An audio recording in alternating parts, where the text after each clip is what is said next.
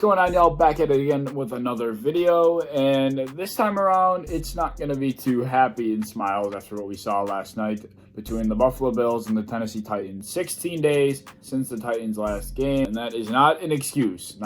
As Micah Hyde did say, that little break the Titans had that we didn't, that was no excuse for what we saw on display last night. So the Bills ended up getting blown out 42-16. Now, honestly, in my opinion, the score was it really wasn't an indication of how the game went. They got a lot of garbage time points. I think most of the points they got, like after the halfway point of the third quarter, were pretty much just garbage time points. I mean, they had the game kind of the whole time.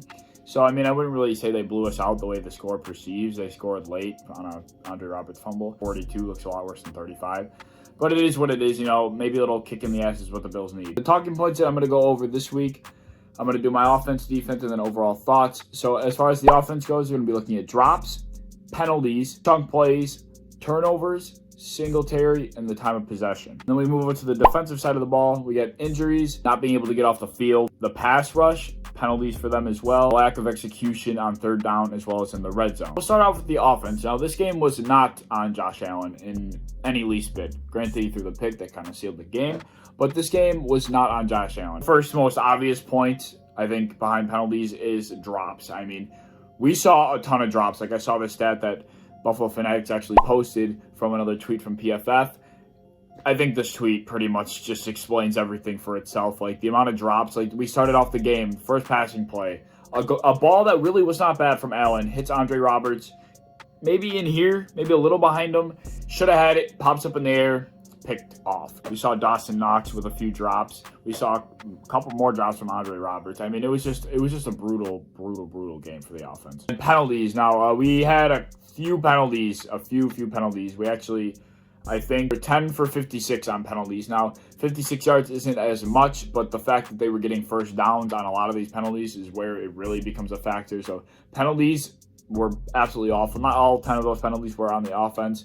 That's not what it's accounting for, but there were a lot of costly penalties that the offense took that really stalled some drives big time. So between drops and penalties, that alone was really what shot us in the foot when it comes to the offensive side of the ball. We really could not get out of our own way at that point. Like, that's really what the game came down to. Overall, between the offense, the defense, the whole team as a whole, we could not get out of our own fucking way. So where I think the offense really struggled was the lack of being able to find a chunk play. The Bills have been thriving through the air this year, and they've been thriving hitting guys 30-40 yards downfield. Josh Allen's been using his cannon. That was nowhere to be found. I think Stephon Diggs had about 10 receptions, but they were all for like maybe 10 yards at the most. He was just running hitch after hitch after hitch, zone beater after zone beater after zone beaters. Diggs would run a little hitch or something, get a soft spot in the zone, 10 yards, 8 yards, you know.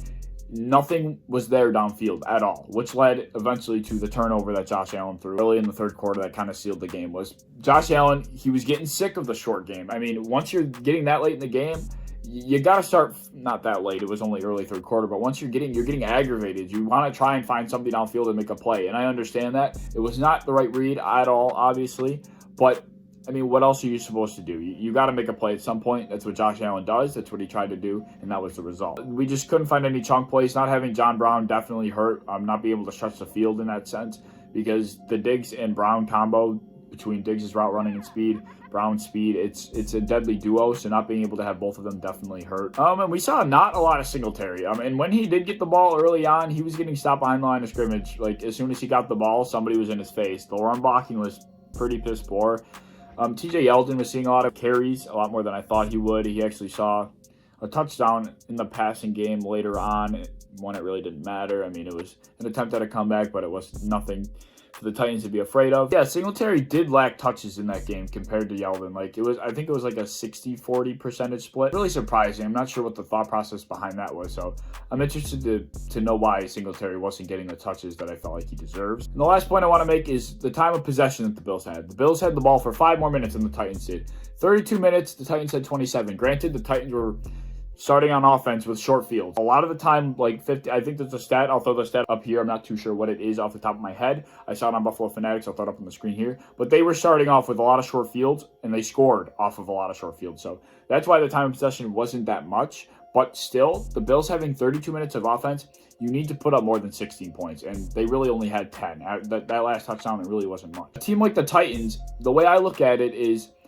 their game is getting a lead, and being able to grind the clock out. When you're grinding your own clock and not scoring, that's only playing into the benefit of the Titans. More clock that is gone, that's better for them, especially if they're in the lead, because they can just pound the rock, run their little play action sweeps, do whatever they want to do, and there's really nothing you can do to stop them because they have clock on their side, and that's what we did. We were not able to punch the ball in when we had the ball for a long period of time. And when we weren't able to do that, that just gave Titans free reign to do whatever they wanted on offense. So the Bills really needed to punch a couple more of their drives in. Granted, they started at their own 10 or 20, like almost every drive, but we're good enough offense this year. We've seen that they can easily go that 90, 80 yards. We've seen that plenty of times, and we have played better defenses to be able to do that. We just could not eat up our own time like that and not put points up. That's what the Titans wanted. So the defense, this is going to be pretty quick. Milano, Trey White, obviously their presence was missed. No Trey White meant we had pretty much no corners. Josh Norman, he had a decent game last week. This week, not so much. He was the number one corner, or he was looked at as our number one corner this week.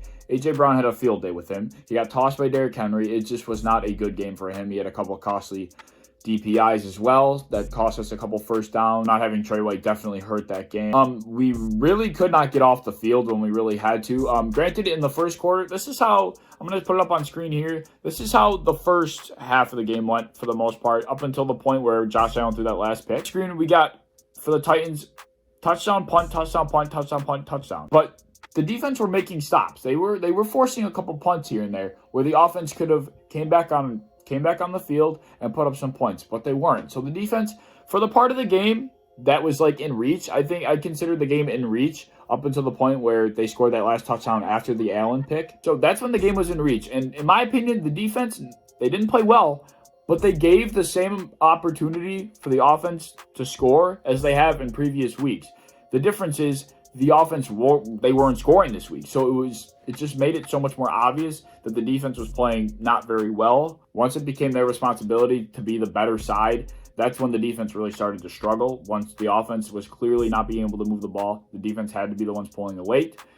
We saw what was going to happen. We also saw a lack of pass rush. We have no pass rush whatsoever. That was just absolutely embarrassing. We were not getting to Tannehill whatsoever, and even when we did, we were flushing him right up the middle. He would roll out, and I guess Ryan Tannehill is pretty fast because nobody can fucking catch him. Nobody was holding contain. I mean, even Trey Edmonds, not a difference maker whatsoever. I've been seeing it on Twitter a couple times. He really wasn't. I saw him get beat.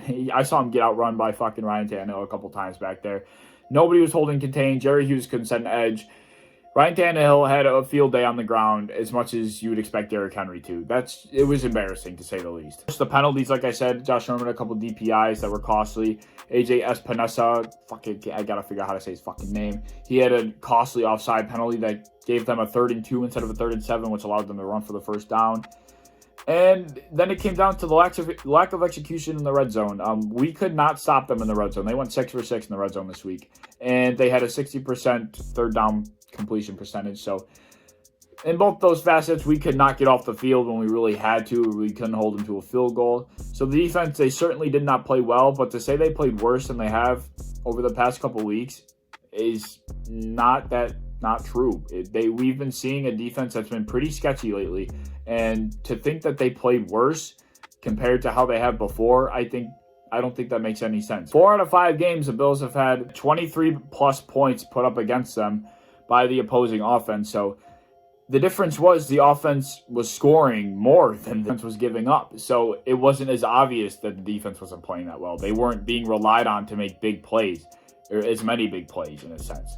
So the defense was just forced into too many important situations, glaring that they just weren't being able to do it. And I feel like we've been seeing that, but it just was more glaring because the offense wasn't scoring, if that makes any sense to you at all. And of course, we learned in 2020 what a pick is from Tyler Kroft catching the ball and somehow their guy just wrestling it out of his hands at the end of the play. That's a pick. We learned that John Brown having the ball over the goal line is not a touchdown, and we learned that you can actually throw passes beyond the line of scrimmage. We also learned that in 2020. The Bills are learning some shit this year. Like, us as an offense, we should pick up on this shit. We need to pick up on these keys. Josh Allen needs to go back to the film. You can throw past the line of scrimmage, Josh Allen. You can do that now. I want that to be implemented in our game in the future. Overall, I truly think this was just an overall disaster by the entire team. I just don't agree with people freaking out about the defense because this is the defense that we really have seen this entire time this year. Granted, we did not have White, we did not have Milano, so it was a little worse, a little more amplified. But we have not seen a defense that's been able to make stops or make a lot of stops. We don't have that defense anymore. It was just more obvious this week because we didn't have the offense that we've had all year. They were shut down. And when the offense was shut down, the defense is just going to keep being mediocre, and that's what we saw. Mediocre defense, and we saw mediocre offense, and this was the result. So let me know what you guys think down below. It was a disappointing game, but it's a kick in the ass that I think the Bills needed. We're going into the Kansas City Chiefs game next week. They have been exploited. They are being revealed. They have weaknesses. We are seeing it. We saw it against the Chargers. We saw it against the Raiders. They just lost to the fucking Raiders. Now they got the Bills. Another tough matchup. If we exploit those weaknesses the same way the Chargers and the Raiders did, we will win that game. That is not a game that is completely written off. We have seen the Chiefs struggle this year. So why are people going to write off this game for the Bills? That would blow my mind.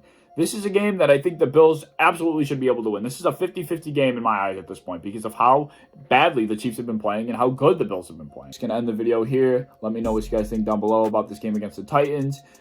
Like and subscribe, do all that fun stuff. I'll be back again sooner than later with another video coming this weekend. I hope you enjoy. Stick around, and I'll see y'all later. Peace.